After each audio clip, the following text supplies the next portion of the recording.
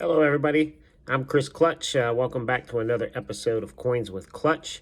And thank you for finding my YouTube channel. If you haven't subscribed already, please subscribe. It would be greatly appreciated. You can also find me on TikTok. I'm at CM Clutch with a K, CMKLUTCH. You can find all my other videos on there. Hopefully you saw my tutorials and my loose change segments on pennies, nickels, and dimes. So we're going to get into the quarter now. And, quarters are very common. Back in the day, you just put one of these in the old payphone to make a phone call. Played a video game back then in the 80s with these guys. But there's a lot of quarters out there. So there's a lot of different types of quarters. There's a lot of different programs of quarters. And I'm going to get into each one of those, okay? What if I was to tell you that, one of these quarters, which is obviously 25-cent face value, but instead of it being 25 cents, what if I tell you that there's quarters out there that are worth $25, and all you have to look for is a specific mint mark on the quarter? So I'll get into all that.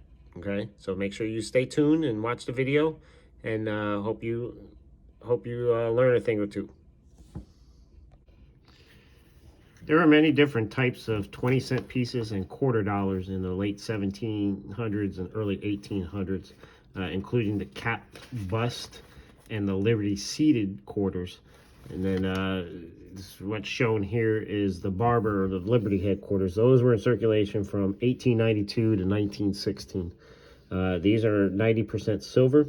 Like other silver coins of this type, the quarter dollar was minted from 1892 to 1916, and they were designed by Charles E. Barber. His initial B is found in the truncation of the neck of Liberty. Let's see if we can see that here real quick. Yeah, it's kind of hard to see, but it would be down here. There are two varieties of the 1892 reverse. The Eagle's wings cover only half of the E in United, or the Eagle's wing covers most of the E. Coins of the first variety are somewhat scarcer than those of the second variety. So as you can see, in United, this looks like it is a second type, because it does cover most of the E, if you can barely see it. In this case, this is a 1907 O mint. O stands for New Orleans. These coins were both minted in Philadelphia, San Francisco, and New Orleans. So, as you can see, we don't have any more coins currently minted in New Orleans. So this is a pretty rare find. The next quarter is the Standing Liberty quarter, and these were minted from 1916 to 1930. These were designed by Herman A. McNeil. He was a prominent sculptor of the time. The figure of Liberty holds an olive branch symbolizing peace in one hand and an upraised shield symbolizing protection in the other. The designer's initials appear above and to the right of the date. Right there, you can see the M. The reverse features an eagle in flight in accordance with the Coinage Act of 1873, which requires that an eagle appeared on all silver coins larger than a dime. The coin was redesigned in 1917 to cover Liberty's exposed breast, which some considered obscene. The eagle and stars on the reverse were also reworked. This creates two types of Standing Liberty quarters for 1917. In 1925, the pedestal below Liberty's feet was recessed to prevent excessive wear to the date.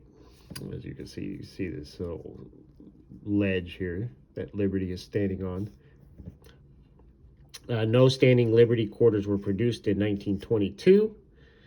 And the mint mark S for Philadelphia, D for Denver, no mint mark for Philadelphia, appears next to the star to the left of the pedestal. So as you can see, I'll zoom in a little bit here so you can see it a little better. This is a 1929 Denver mint. There's the D for Denver. Standing Liberty quarter. Again, these are 90% silver. And if you find one of these, this is definitely a pretty valuable coin. So after many discussions of the appropriate way to honor George Washington's 200th birthday in 1932, it was decided to change the $quarter coin design to feature our nation's first president. The new coin was designed by John Flanagan. His initials are at the bottom of the neck. As you can see, this is a 1942. Sometimes the initials are very difficult to pick up, but as we go through some of these, I'll point out the initials as they're much better to look for. The obverse has a bust of Washington facing left, based on a bust by Howden. The reverse displays an eagle perched on a quiver of arrows with its wings spread. There's the reverse.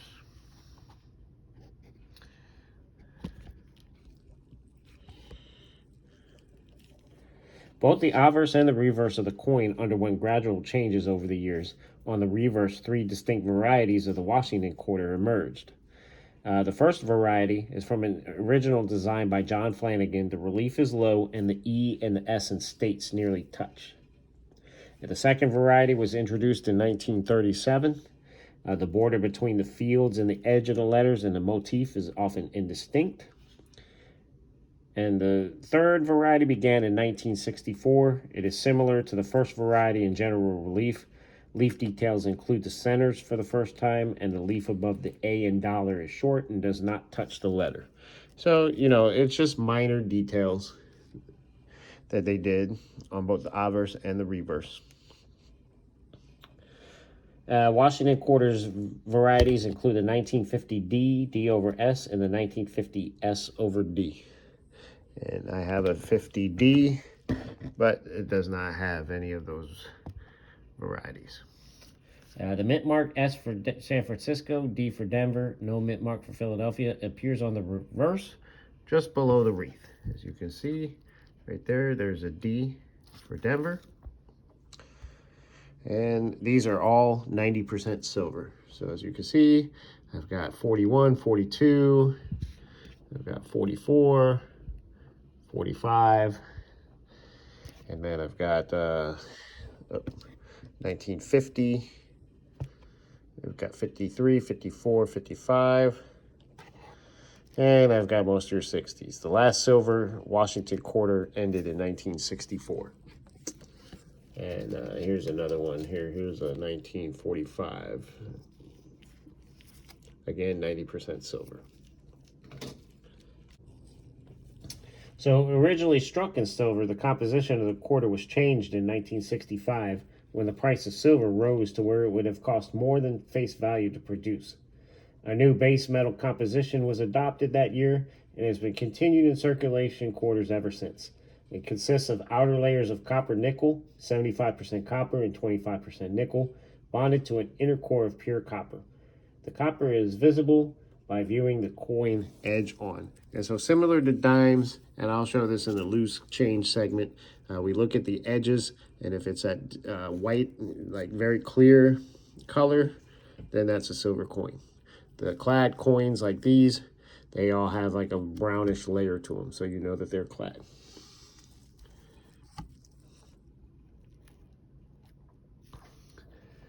In 1975 and 1976, the Washington quarter with special colonial drummer reverse was issued in honor of the U.S. bicentennial.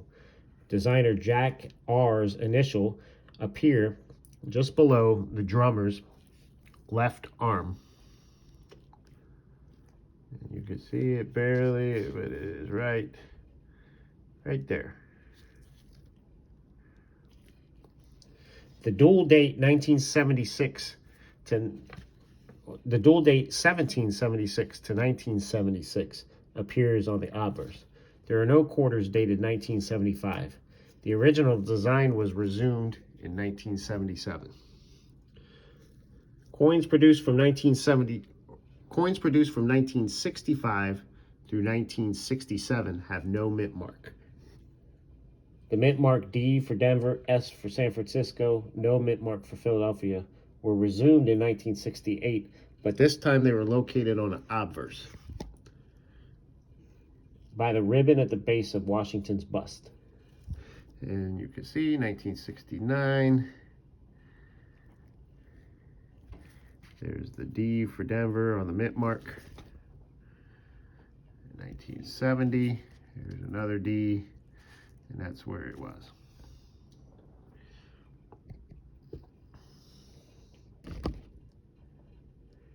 Since 1980, the mint mark P has appeared on quarters produced by Philadelphia. So similar to the dime, starting in 1980, you see the P mint mark there for Philadelphia.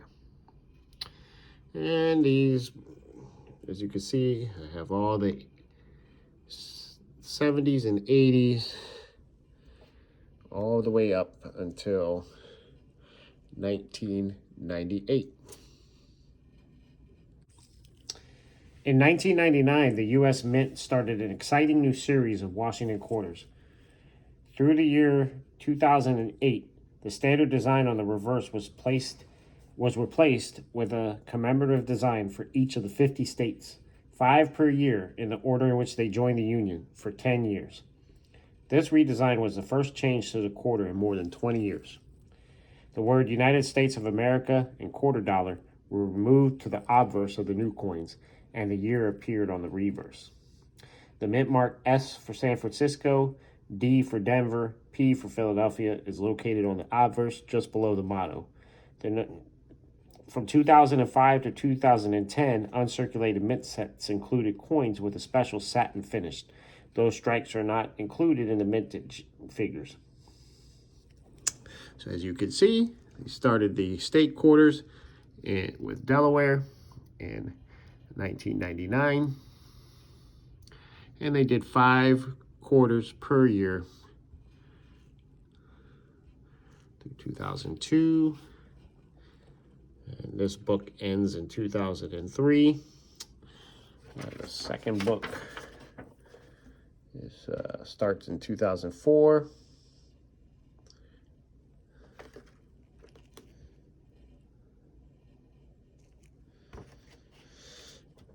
And it ends in 2008 with your states being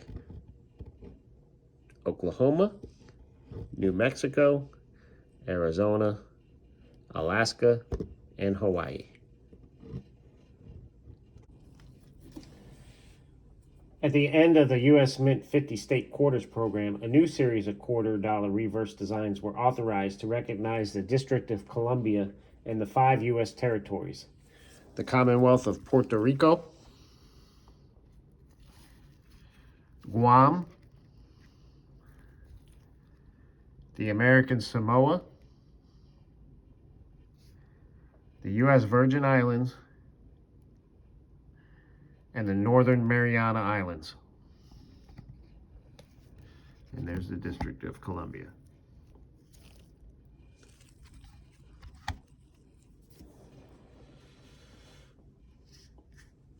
These coins have the portrait of George Washington as in the past and is made of the same weight and composition as the previous quarters. Each coin commemorates the history, geography, and traditions of the place it represents. Here's a 2002 S Mint, Indiana. This looks like it's a proof coin, so I can go ahead and keep that. Any S Mint quarters, I go ahead and keep because they're definitely worth more than 25-cent value. Also, in addition, the 2009 quarters, I go ahead and keep because those are low mintage. Those are considered low mintage. So here's a District of Columbia, a Virgin Island, and a couple of Puerto Ricos. If you come across a 2009 quarter, I would go ahead and keep those because those are considered low mintage. Following the territorial quarters addition to the state quarter series, the U.S. Mint began a new Washington quarter series honoring the country's national sites, one in each state, the District of Columbia, and its U.S. territories. Through 2020, 5 unique quarter reverses will be minted in the order the sites were established. with the final design issued in 2021. The obverse portrait is closer to the original Flanagan design, but slightly different, or slightly smaller, I should say. The modified arrangements of inscriptions that began with the State Quarter series is continued. The mint mark S for San Francisco, D for Denver, P for Philadelphia is located on the obverse just below the motto. As you can see, in 2010, there were 5 coins, and these were not in order of succession into the Union like the State Quarters were. All right, 2012, 2013, 2014, and 2015. And moving on to another book, here's 2016, 2017,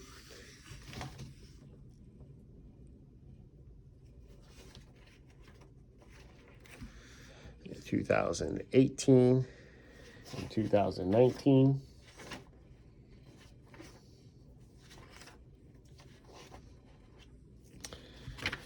And 2020.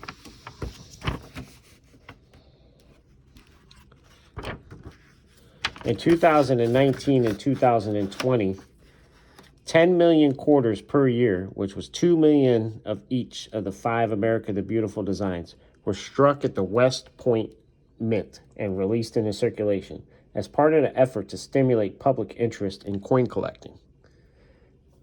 So, here is an example of a West Mint. So this here is a 2019 West Mint War in the Pacific Guam coin. And as you can see, there is the W for West Mint. Okay. These coins are worth anywhere between $15 and $25, depending on the condition of the coin. Uncirculated coins go for closer to $25. Those that have been worn and in circulation, probably between $15 and $20. Here's one. Here's another one here. This is a 2019 War in the Pacific Guam, and another one. This is a 2020 West Mint coin. This is Weir Farm, Connecticut. And this is a 2020 West Point Tallgrass, Kansas. So remember, when you're going through your change in your quarters, if you see a W mint mark, that is something you definitely want to keep and put in a flip, because that is anywhere worth between $15 and $25. Remember, only 20 million of these total are out there between the years 2019 and 2020.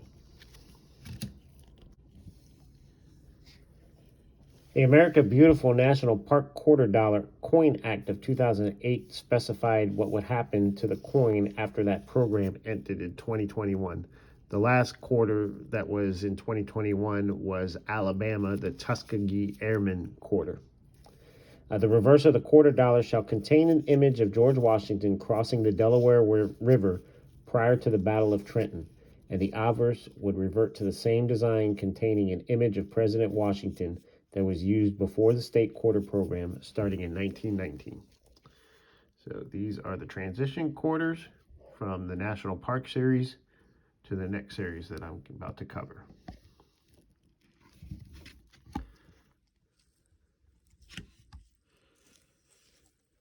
From 2022 to 2025, the quarter will commemorate prominent women in and from America and the ratification of the 19th Amendment granting women the right to vote.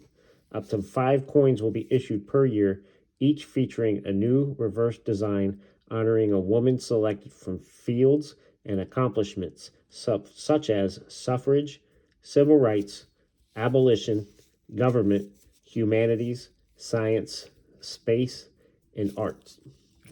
So as you can see, starting this year in 2022, there is the Maya Angelou quarter. And a distinct difference between the obverse of these is that previously Washington was facing to the left. Now in the new series, Washington is facing to the right. The next quarter is a Sally Ride quarter. And the one that just recently was dropped into mint was Wilma Mankiller.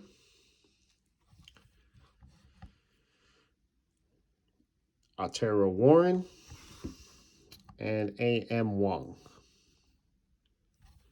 And these will go until 2025.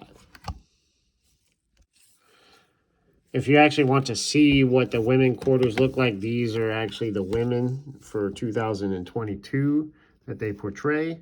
Again, Maya Angelou, Dr. Sally Ride, Wilma Mankiller, Nina Otero Warren, and Anna Mae Wong. And I also have the proof set for each of the quarters here. I'll go ahead and flip that around here. So as you can see, these are all the obverse of Washington now faces to the right. And these are the reverses. This is Maya Angelou. This is Sally Ride. This is Wilma Mankiller. This is Nina Otero Warren. And finally, Anna Mae Wong. This chart shows the 10 least minted Washington quarters that are out there. These are all pre-1964 quarters, so these are all silver quarters. So you can see the low mintage on this. You see the 1932D is only 436,800. And you can see going down the list. And then these are the 10 least minted national park quarters. And as you can see, all of your 2012s are very low mintage. Then going into your 2011s and your 2009s. As I mentioned, the 2009 quarters are very low mintage, so I would go ahead and keep those. Well, I hope you found this video informative. I know there's a lot of information concerning quarters. So when I go through my loose change, I'll go through a couple of rows of quarters, and I'll show you exactly what I look for, along with looking for silver and looking for looking for S mint marks and W mint marks on the quarters, which are obviously your most valuable. I also look at certain state quarters and national park quarters. There are known die errors, die cracks, die chips. There's certain things that we look for. So as we go through those, I'll point those out. There's a lot of die cracks and die errors out there. So I would recommend just getting a book and or going online and doing some research, and you can learn about all the different ones. But I'll cover that when we go over the loose change segment with quarters. So again, I'm Chris Clutch. Thanks for joining, and have a blessed day.